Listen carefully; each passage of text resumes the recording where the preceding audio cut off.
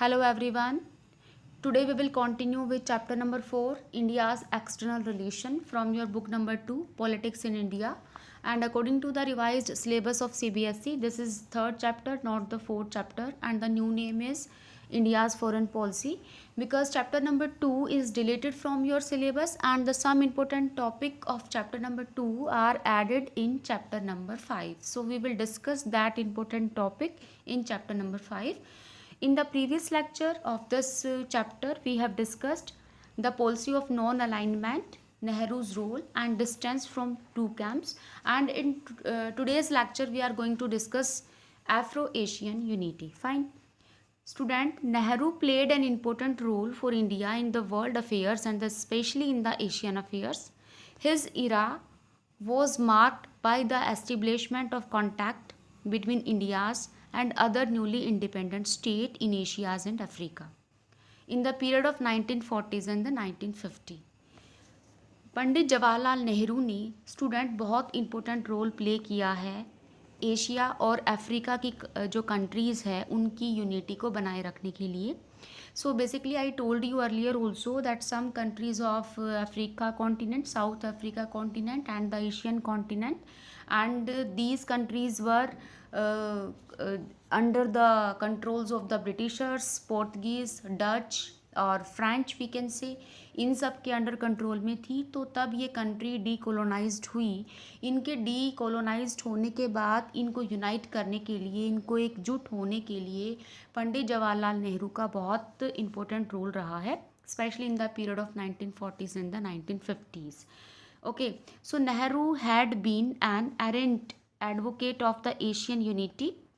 Under his leadership India ने जो था एशियन जो रिलेशन थे कॉन्फ्रेंस थी, एशियन रिलेशन कॉन्फ्रेंस जो थी वो हुई थी मार्च 1947 में.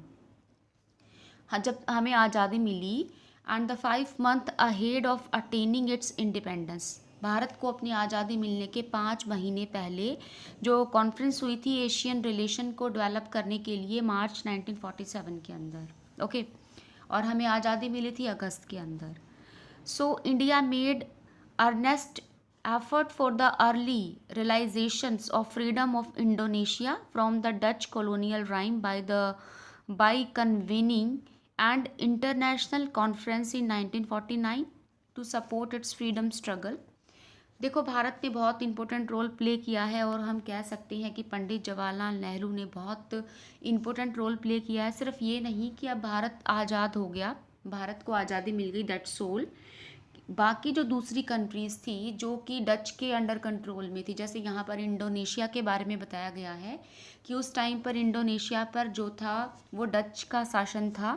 तो डच राइम को वहाँ से हटाने के लिए और उसको पूरी तरीके से इंडिपेंडेंट बनाने के लिए उसको कंप्लीट सपोर्ट भारत ने दी है. उनके जो फ्रीडम स्ट्रगल थी, फ्रीडम मूवमेंट थी, उसके अंदर भारत ने अपना एक निष्ठावान तरीके से अपना रोल निभाया है.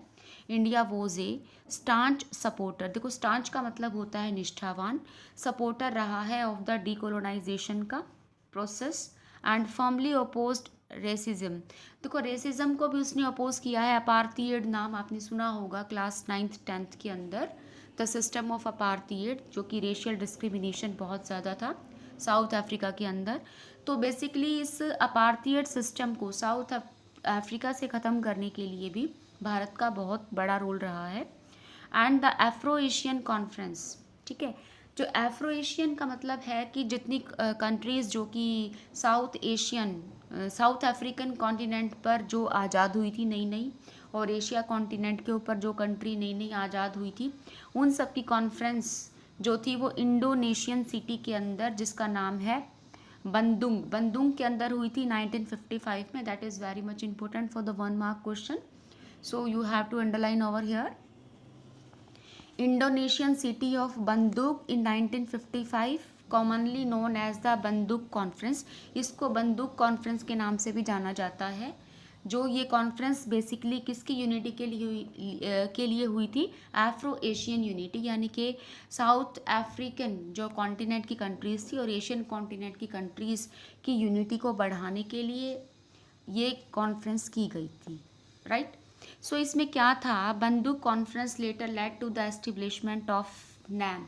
यहीं पर बाद में इसी कॉन्फ्रेंस के अंदर डिक्लेरेशन हो गई थी नैम की। नैम जो कि नॉन अलाइन मूवमेंट, जो हमने चैप्टर नंबर 1 में भी अच्छे से डिस्कस किया है।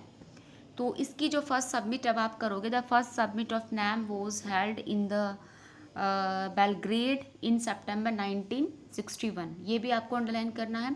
सबसे पहली जो इसकी मीटिंग हुई थी, सबमिट हुई थी नैम की, वो कहाँ पे हुई थी?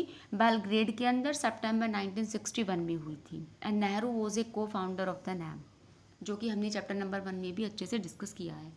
तो बेसिकली इस टॉपिक में हमने यही डिस्कस किया है कि अफ्रो एशियन यूनिटी को डेवलप करने के लिए भारत का बहुत बड़ा रोल रहा है। यानी कि सिर्फ यही नहीं कि भाई हम आज़ाद हो गए, दैट्स ऑल, हमें इंडिपेंडेंस मिल गई।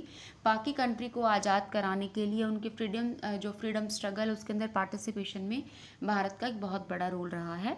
और इसी के चलते जो अफ्रो एशियन जो सबमिट हुई थी या जो कॉन्फ्रेंस हुई थी बंदूक के अंदर 1955 में, that was very much important for the 1 mark question. And also the establishment of NAM Belgrade में हुई थी सितंबर 1961 में। फाइन बेटा, नेक्स्ट टॉपिक है अकॉर्डिंग टू योर बुक, आपका नेक्स्ट टॉपिक क्या है? Peace and conflict with China. लेकिन इस टॉपिक को हम बाद में डिस्कस करेंगे, पहले हम न्यूली एडेड टॉपिक को डिस्कस करेंगे इस चैप्टर के अंदर। इसका कंटेंट जितना भी है मटेरियल, वो भी मैं आपको सेंड कर दूंगी through PDF in the group, तो वहाँ से आप देख सकते हो। उसके बाद पहले आप नोट डाउन कर लेंगे अपनी बुक के अंदर पेजेस जो आपको कट डाउन करनी है। पेजेस नंबर 74, 75, 76, 77, 77 पेज तक आपको कट कर देना है। ये आपको नहीं पढ़ना, this is deleted, reduced from your 30% in your 30% syllabus. ये पेजेस आपके रिड्यूस हो चुकी हैं, तो इस साल आपको ये पेजेस नहीं रीड करनी है।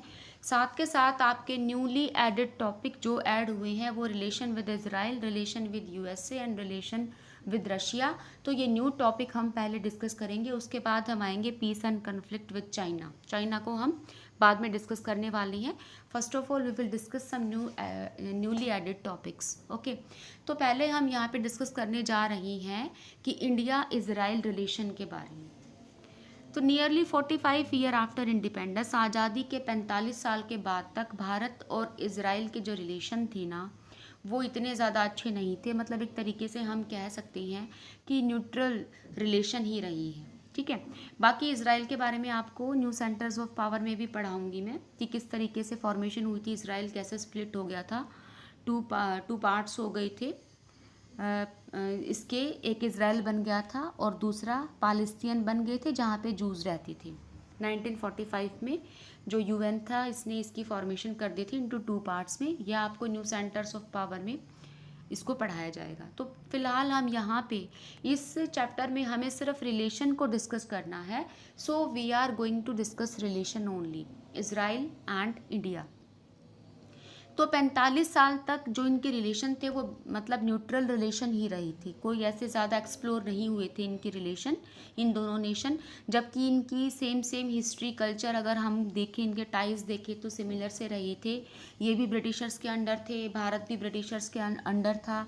एंड भारत को इंडिपेंडेंस मिली थी 1947 में और इज़राइल को इंडिपेंडेंस मिली थी 1948 में। Okay, though the historical and the cultural tie between the India and the Israel have gone back from times immemorial, diplomatic relations formally developed between the two after the opening of the Israeli embassy in India in 1992।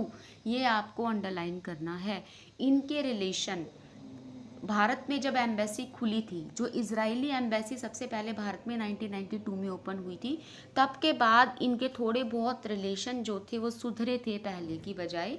कुछ improvement आई थी, थोड़ी बहुत diplomacy आई थी इनके relations के अंदर। पहले तो बिल्कुल ही ऐसा कुछ था ही नहीं इनके बीच के रिलेशन के बीच में, हालांकि इतनी ज़्यादा चीज़ें सेम होते हुए भी।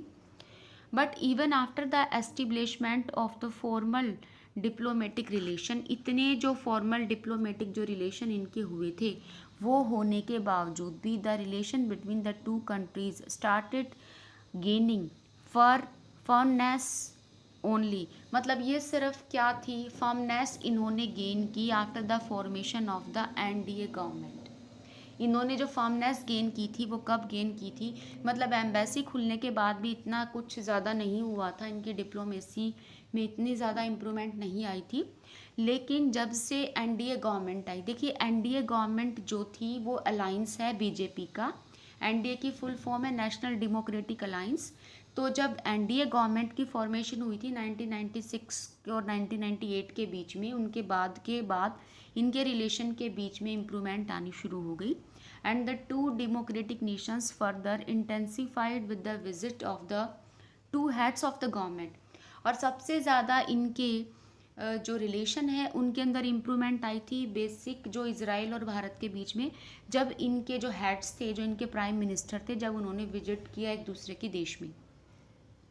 जैसे कि प्रधानमंत्री नरेंद्र मोदी ने इजराइल के अंदर विजिट किया था 2017 के अंदर, and prime minister Benjamin Netanyahu ने विजिट किया था भारत के अंदर 2018 के अंदर। देखो, इनको विजिट करने का पर्पज़ ये नहीं होता कि एक देश का प्रधानमंत्री दूसरे देश में विजिट करने जा रहा है, मीन्स इनका पर्पज़ सिर्फ घूमने फिरने का ही है, मिलने जुलने का ही है। अगर एक प्राइम मिनिस्टर दूसरी कंट्री के अंदर अगर विजिट करने जा रहा है किसी स्पेशल ओकेज़न पे, या वैसे अगर विजिट करने जा रहा है, इट मीन्स बहुत सारे एग्रीमेंट होने वाले हैं दोनों कंट्रीज़ के बीच में, काफ़ी मतलब बायलैटरल और मल्टीलैटरल वी कैन से कि द्विपक्षीय समझौते होंगे, या फिर काफ़ी चीज़ों के ऊपर शेक हैंड्स किए जाएंगे। तो काफ़ी समझौतों के लिए ये विज़िट होती है। तो इनके रिलेशन अब 2016 के बाद तो बहुत ज़्यादा अच्छे हो गए दोनों ही देशों के, काफ़ी सारे एग्रीमेंट पर इन्होंने कॉपरेशन दिखाया अपना। They have started cooperation in the various field like the cultural exchange. Cultural exchange में इन्होंने अपना मतलब एक दूसरे के कल्चर को एक्सचेंज करने में या अडॉप्ट करने में इन्होंने इनिशिएटिव्स लिए सिक्योरिटी को लेकर, कि भाई अगर भारत का सिक्योरिटी पॉइंट ऑफ व्यू से भारत उनके साथ है और इजराइल भारत के साथ रहेगा, डिफेंस के मामले में एक दूसरे के साथ रहे। और काउंटर टेररिज्म, देखो टेररिज्म की जो प्रॉब्लम है वो इजराइल भी सेम फेस कर रहा है जैसे कि हम फेस कर रहे हैं पाकिस्तान से, इसी तरीके से वहाँ पे भी टेररिज्म बहुत ज़्यादा है। तो दोनों ने टेररिज्म पे शेक हैंड किया कि टेररिज्म पे हम साथ मिलकर खड़े होंगे, साथ लड़ेंगे। इसके साथ साथ स्पेस रिसर्च के मैटर पे भी उन्होंने शेक हैंड किया, काफ़ी बायलैटरल जो थे वो एग्रीमेंट्स किए, water and energy and the agricultural development. तो इतनी सारी चीज़ों पर इन दोनों ही देशों के समझौते हुए हैं, इजराइल के और भारत के। ओके, तो अब भारत और इजराइल के रिलेशन जो थे वो काफ़ी इम्प्रूव हो चुके हैं as compare to 45 year before. अगर हम पहले की बात करें तो उससे पहले तो इनके रिलेशन बिल्कुल न्यूट्रल ही थे। Okay, so that's all today's lecture. In the next part we will discuss about the relation with USA, that is also newly added topic, and the relation with Russia, and after that we will discuss about China's. So thank you for being with me.